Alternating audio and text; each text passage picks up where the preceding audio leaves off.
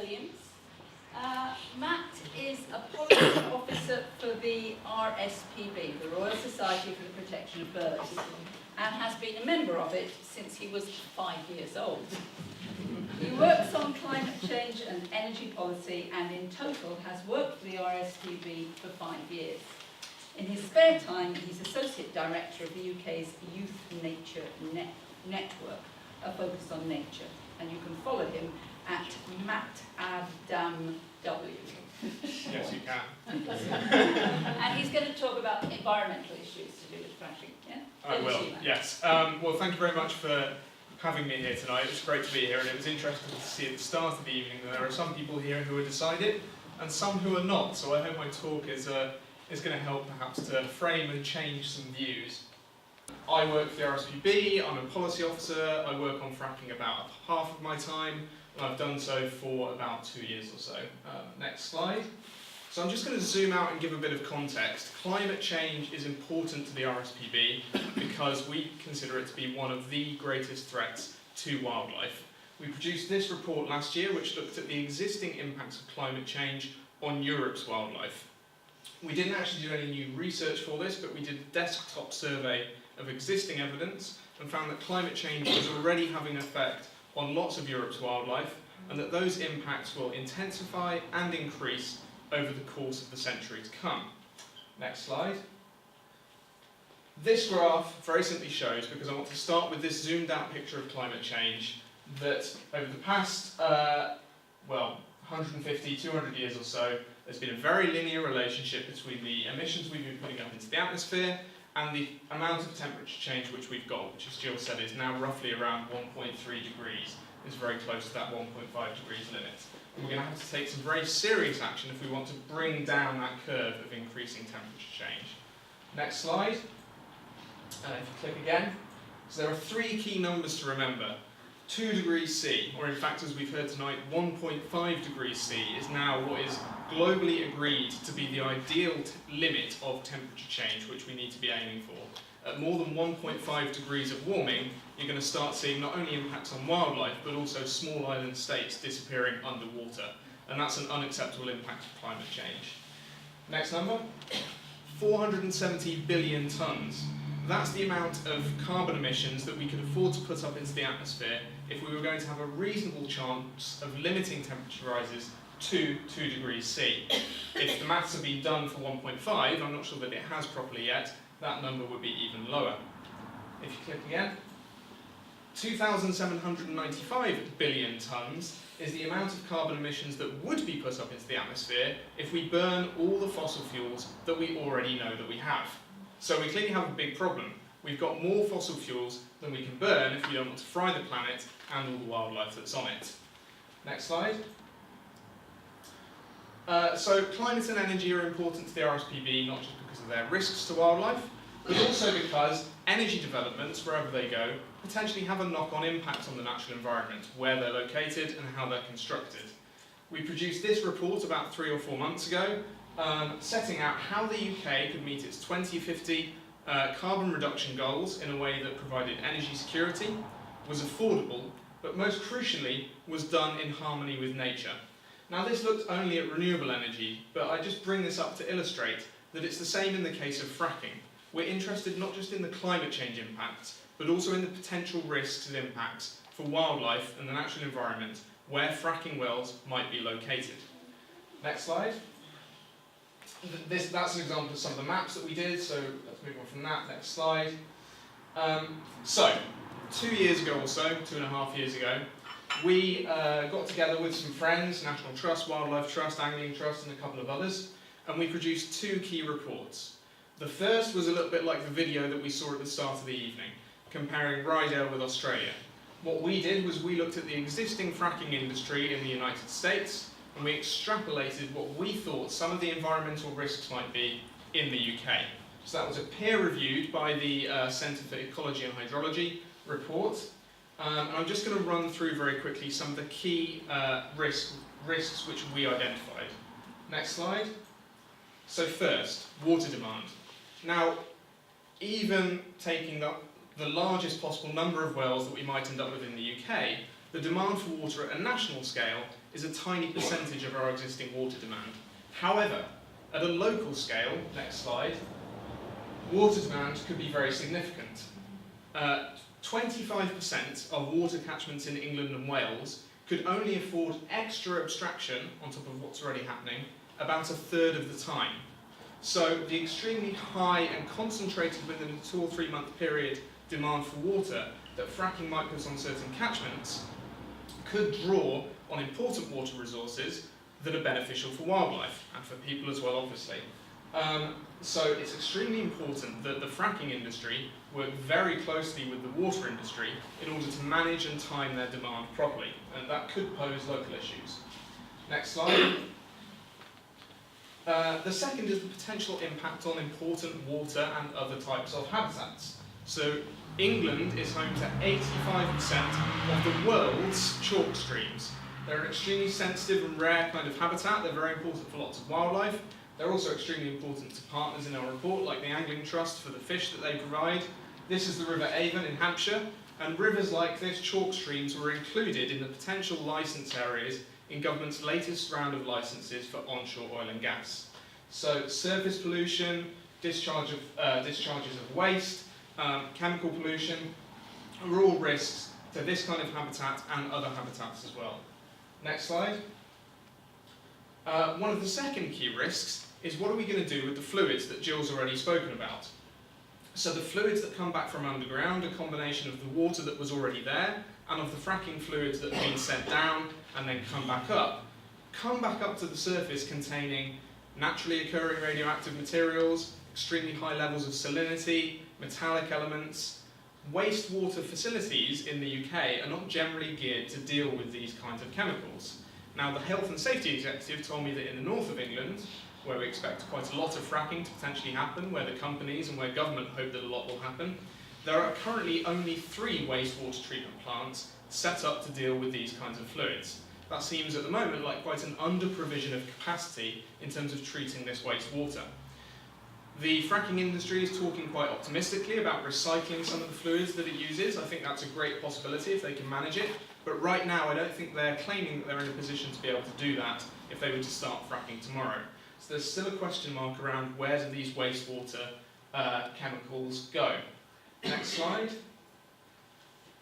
One of the other key risks is from contamination at the surface. So I think it's fair to say that well technology is improving and there is less likelihood these days of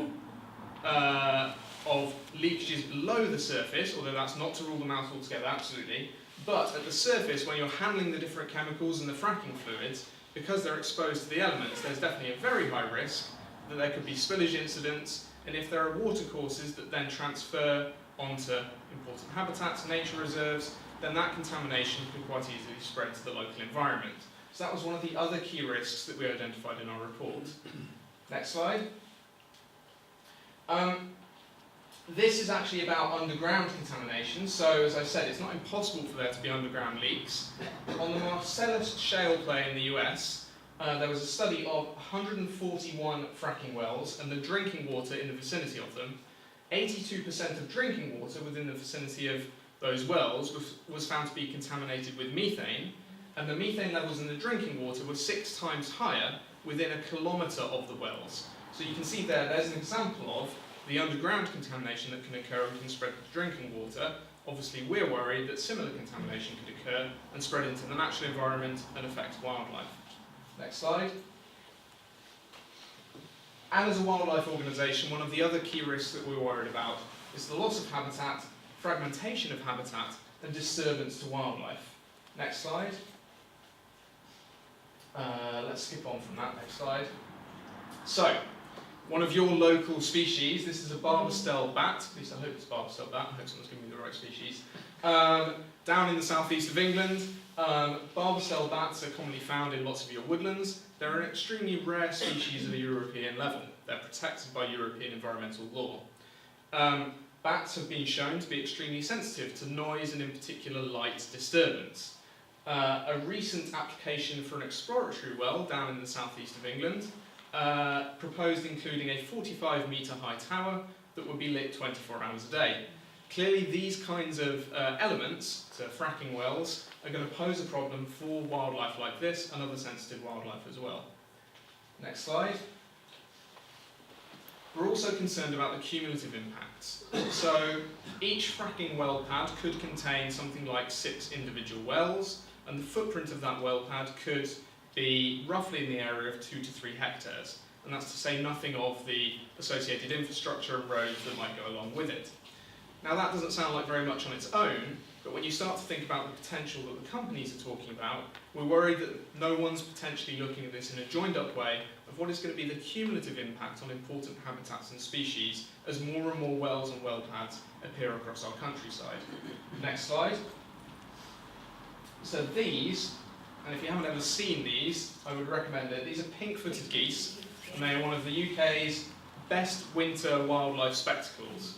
I'm very lucky to be based in the east of England, and I've got fairly easy access to the Norfolk coast, which is one of the 3 key areas where you get literally thousands upon thousands of these birds. The Wash is a good place to go in December, and you can watch at about 5 in the morning about 20,000 pink-footed geese on take off, and it sounds like an aeroplane as they fly over your head, and then another 20,000 take off. One of the other key 3 areas for this species in the winter, and the UK is home to 85% of the wintering population of pink-footed geese in the world, is the northwest of England, which is where a lot of fracking is proposed. So this is just to illustrate that these important feeding areas inland where these geese go could potentially be significantly fragmented by lots of new wells and lots of new associated infrastructure. Next slide. Finally, as we've already heard about tonight, there is a risk with fracking, and there's a lot of debate and media focus on this in the US at the moment, that the methane emissions associated with it, and fugitive methane that escapes unwittingly but in an uncontrolled way, could potentially be having both local health impacts, but also be making fracking an extremely climate-intensive, carbon-intensive way of creating energy. There are some studies which show, some studies show that 30% of the carbon footprint is from fugitive methane emissions. Some show that it's more in the region of 8%. Some suggest that you have to keep it as low as 3% in order for fracking to be no worse than normal natural gas. So you have to extremely tightly regulate and control the methane emissions that are escaping from the wells in order to keep it no worse than normal natural gas. Next slide. Yes, that was just going to be in the background, so that's an open flare, I think, a kind of fracking well in the US. Next slide. So, that was our report on the evidence. The second report that we published 2 years ago was setting out 10 key regulatory recommendations that we thought would help to make fracking safer for the natural environment and for wildlife in the UK. The RSPB and our partners decided not to take an in-principle opposition to fracking, but we decided to say, look, if you want to do it safely, we think you need to meet this extremely high bar. So the first test was to say, here's 10 regulatory improvements that we think need to be urgently made before it should go ahead. The second test was to say, we want to see a case, an evidence-based, compelling case from government, from industry, from someone, that fracking in the UK will be compatible with our domestic, legally binding climate change commitments, and that it will also be compatible with wider international efforts on climate change. So we as a coalition have spent the last 2 years advocating for these changes and around these tests. Next slide. So, 2 years later, where are we? Well, in terms of the UK as a whole, we've got a very different picture from where we were 2 years ago when I first started working on this issue. In Scotland, there is currently a moratorium in force. In Wales, the Minister has been given powers to call in fracking applications, which is being seen as an in effect moratorium. And in Northern Ireland, there's a strong planning presumption against unconventional fossil fuels. England, at the moment, is the only country within the UK mix that is really pressing ahead full steam with fracking, and it's quite useful, in particular with the Scotland example, to be able to point and say, look, they're going a lot slower here, and they've taken a pause to try and assess really the impact. And one of the reasons for the moratorium in Scotland is to do a proper assessment of the public health and the environmental impacts. Next slide. So that's the different picture across the 4 countries. Late last year, late in 2015, 159 new licences for onshore oil and gas development were issued by the government to different companies across England. Lots of those in the southeast, lots of them up in the north of England, some of them spread around the southwest as well. 2 years on in terms of our 10 regulatory asks, well, there have been some changes. I've got to grant them that. So, for example, one of our recommendations was that water companies be made statutory consultees when there's a planning application for a fracking well. Tick, that's been done. One of them was that there be baseline monitoring of groundwater methane levels. They've done that. One of the most high-profile ones that received most media attention was we were asking government to ban fracking within, below and near to all protected areas. National parks, areas of outstanding natural beauty, sites of special scientific interest, which are extremely important for wildlife, and a few others as well.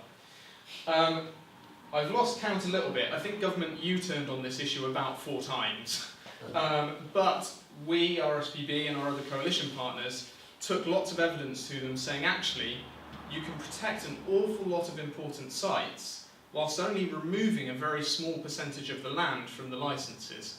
And eventually we won them round. We didn't win them round as much as we would have liked, but government has banned fracking in its own definition at the surface within national parks, AONBs, sites of special scientific interest, World Heritage Sites, the Broads, special areas of conservation and special protection areas. You can still frack below those sites and you can still frack near to them. And if you can frack near to them, then you can easily go in underneath them. But it's now not permissible to put your fracking wells within those sites. So that was a small victory. However, on some of our other 10 recommendations, we're not happy. They haven't fulfilled those. So as we've already heard tonight, once a fracking well is done, and once the company has handed its permit back to the Environment Agency, they're not responsible for it anymore, and there's no monitoring of it that's going to happen anymore, even though the kind of sealed well will still be there somewhere underground. Now, an Environment Agency funded study showed that, I can't quite remember, they examined, I think it might have been around 1,000 wells that exist in the UK and were constructed and then decommissioned at some point over the last century. So some of them based on very different technology. However, what they found was that around 30% of those wells were causing, albeit very minor, leaks. No one was responsible for those anymore. They were orphaned wells, if you like. What this indicates to us is that it should be extremely important that government put in place some sort of system for monitoring these wells after the end of their working lifetime. Right now, no such system exists. We also asked for, Jill made a very important point, that you can't know what levels of stuff you got if you don't know what the baseline was. We also asked for baseline monitoring of airborne methane levels. They haven't implemented that.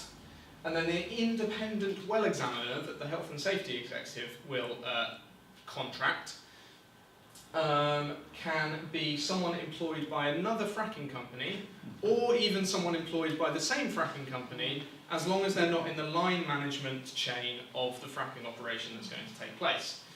So we're not completely convinced that that's enough independence. Next slide.